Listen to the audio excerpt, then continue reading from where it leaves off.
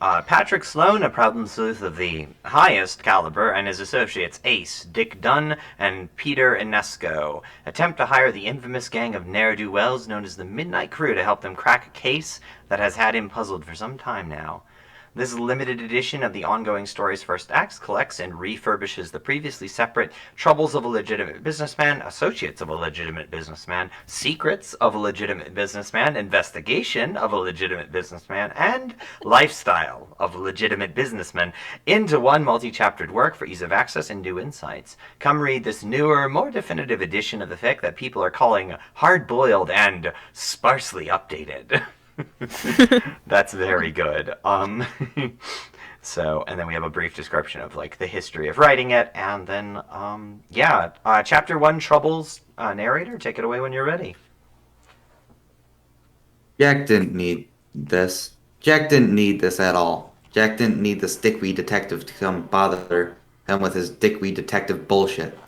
Jack didn't need him to wave his dickweed little business card in front of his face.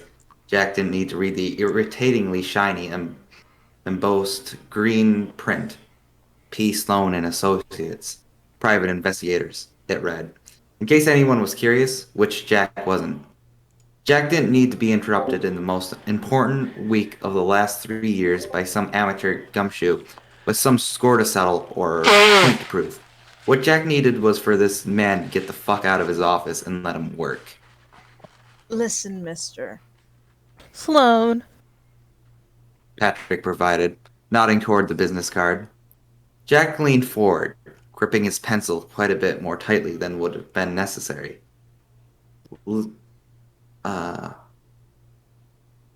Dialogue. The opposite of Sloan, who's the other reader. Sorry. Listen, Mr. Sloan, you must be aware that I'm a very busy man. I have got complaints for the lower levels about recent acquisitions not being up to code. I have got an offer for further development in the Narrows that needs to be retooled. I've got accusations of someone cheating at one of my casinos that for some reason they felt the needed to be directed at me. I have a son who needs braces. I've got problems. I've got responsibilities. I've got things to do. And not one of these things revolves around you. So I apologize for the inconveniences, but I do not know how my secretary was able to find a time in my schedule for you to make an appointment, because I sure as God made little shit sandwiches would not have been able to. Fault's all mine, Mr. Vantes. I should attempt to make this meeting as brief as possible. All due respect, Mr. I'm sorry, I've forgotten already. Sloan. He supplied again. Sorry. I got excited. He supplied again. This time not breaking eye contact. All due respect, Mr. Sloan. If you had any intention of making this meeting as brief as possible, you wouldn't have made it at all. Now you can either get to your point and try very hard to waste as little of my unspeakable precious time as possible, or you can take your nice white hat and your nice white coat right back on out of my nice mahogany door and find a nice whatever cactus and get carnally acquainted. Patrick Sloan just smiled and put his business card back in his shirt pocket. Forgive me if I don't take up your offer, Mr. Vantes, but I didn't come here for a foliage fornication. My business here involves some kind of rumors I heard regarding an associate of yours by the name of Jack Noir. Jack smirked right back into the freak's pathetic excuse for a poker face. Knowing it was just barely containing a shit-eating grin, he decided to play along with this asshole's little game of Sudoku, or whatever it was that asshole played these days. I'm sorry to disappoint you, Mrs. Sloan, but I don't think I have an associate by that name. Oh my! I ain't made a mistake, have I? Sloan asked, raising his eyebrows in the most irritating mockery of feigned sincerity. Christ in a pair of handcuffs, Jack thought. He'd seen better acting in his kids' class presentations on the 4 food groups. I think you might have. he said. What was his name again? Jack Noir, Mr. Vantis. Noir, huh? Sounds French. Can't stand the fucking French. That's not a very nice thing to say. Sloan said, his smirk visibly twitching under the strain of not showing how pathetically proud of himself he was. I happen to have a very good friend of French descent. Descent. Well, that's the loveliest goddamn story I've heard all year. Please do type it up for me. I believe I can get you in touch with a publisher and a movie deal. Now, I have answered your question, and you have used up 15 minutes of my workday. Have a good evening, and don't get hit by the door. I'd hate for you to just scuff it. Like I said, mahogany. You ain't fooling me, Jack. I know who you are. Here we fucking go. Enlighten me. Jack grunted. Patrick opened up a folder on his lap and let loose with a foul-toothed grin, which, as expected, made Jack sick. Oh, but surely you already know Jose Vantis, Landover, casino proprietor, legitimate businessman. This might come as a shock to you, but I assure you I've read my own business card. Sloan ignored the comment and continued to thumb through the contents of the folder. You got your start as a pencil pusher at a pretty cushy, not very challenging government job. Governors aside, or some such like. Pretty complicated stuff, politics. I ain't never gotten full handle of it myself. It all seems pretty standard for a while. But then the governor resigned under somewhat mysterious circumstances, and she ain't been in the spotlight since. Suspicious, right? Kind of stuff that would make a lesser guy lay low because of the rumors. But not you, Mr. Vantis. You went above the odds, came into some money. I know not from where. I moved here about 18 years ago. Started a cute little family business, Vantis and Sons Real Estate, and began buying up and rebuilding large swaths of the residential and communal districts. Your investments started making returns, and you thought it was a good idea to branch out into private entertainment businesses. Ain't that right? Opened the Midnight Lounge and Casino and established yourself as one of the wealthiest and most influential fellows around.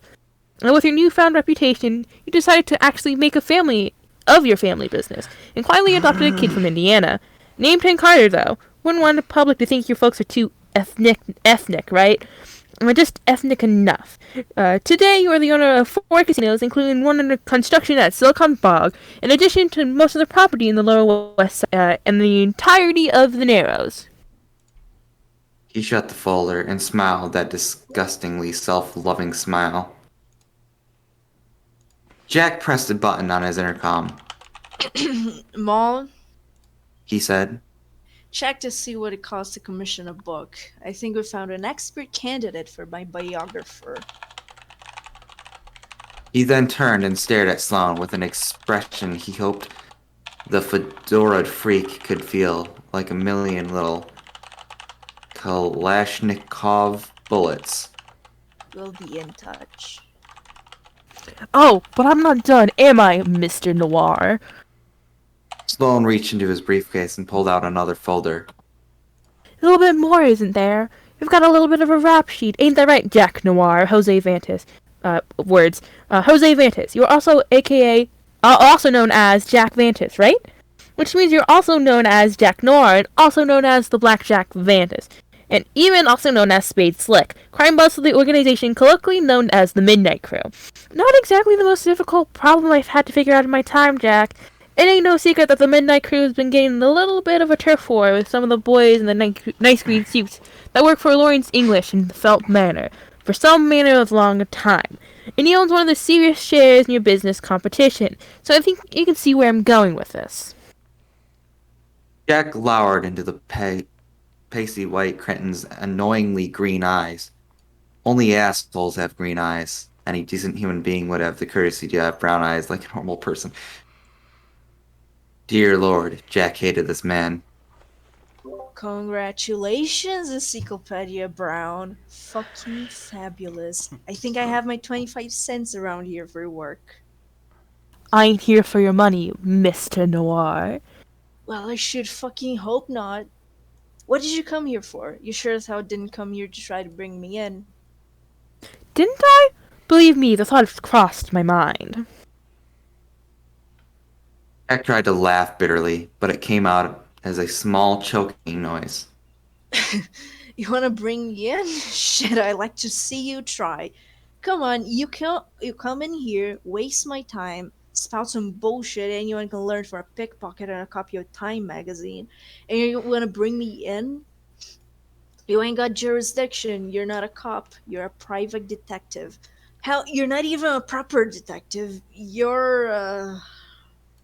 searched for a word. You're a fucking problem sleuth. With that sad excuse for a trench coat and a cheap piece of shit he called fedora. My kid reads books about better private eyes than you, and they still sing in the soprano section. Patrick chuckled to himself, which naturally made Jack want to hurl. Relax, Slick. I came here to offer you a deal. I have no idea what the fuck you want from me, but I can sure shit tell that there's nothing I want from you. Hear me out, Jack. Only if you pick a fucking name for me and stick to it, you insufferable prick. Sloane cocked his head. That ain't no way to treat your company, isn't it, Jack? Listen, Jack. We do have some service we could provide to each other. Me and my associates having some trouble with a new face that seems to have popped up on the scene. Fancy himself something of a mobster kingpin. I've got to figure. Has his fingers in a lot of pies, has a lot of irons in the fire, that sort of thing. Seems he's got something against some lovely people we know, and we'd like to get... I lost my spot.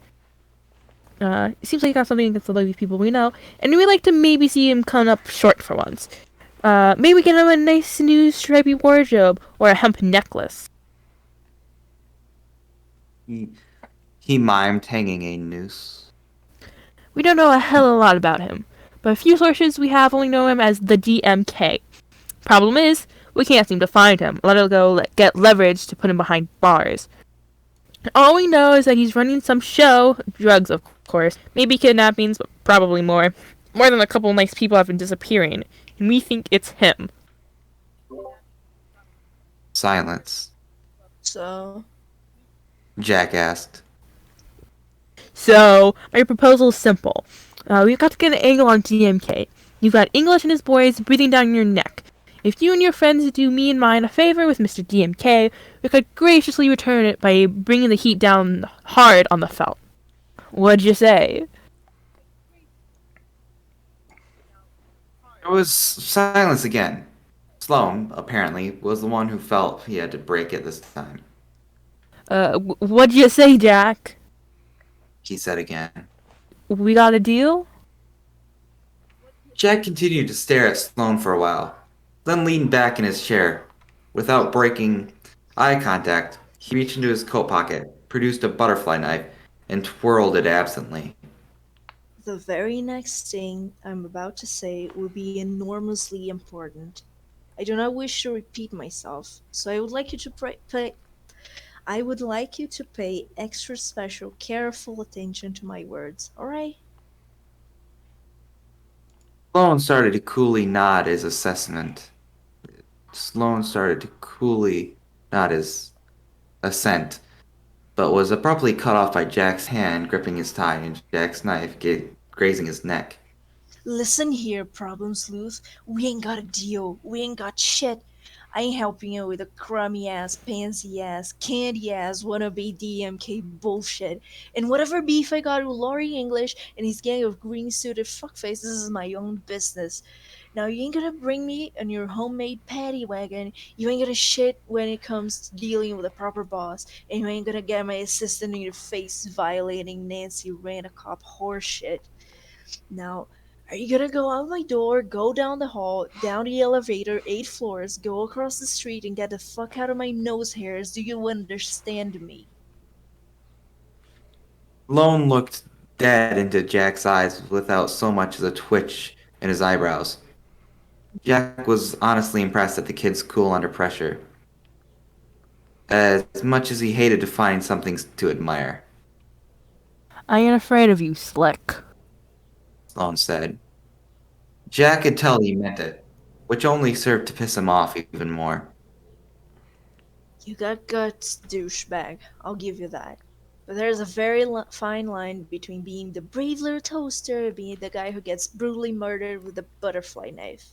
Now either I show you the door or I show you my stabs. It's your choice, but speaking for personal experience, blood is a bitch to get out of this carpet. Patrick grinned. I'll leave. But I want you to think it over. Jack let go and lowered his knife. I thought it over. The answer's no. Sloane stood and shrugged. Why don't you sleep on it? He reached into his shirt pocket and pulled out a card. Give me a change of heart. Jack grudgingly took the card, but paused while holding it. Ugh. This is a wallet-sized photo of you posing shirtless. Patrick froze for a long moment. His eyes shot wide open in terror.